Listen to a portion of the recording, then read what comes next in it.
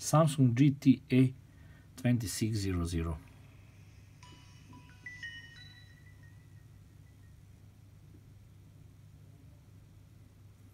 Factory reset.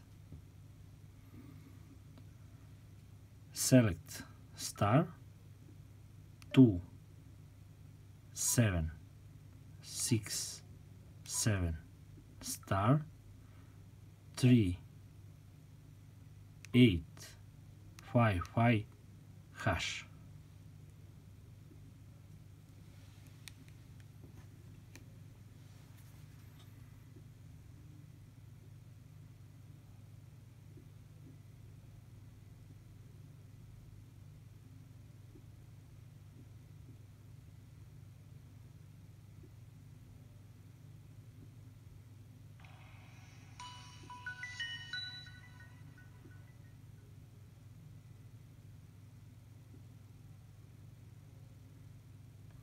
Phone is resetted to manufacturer settings.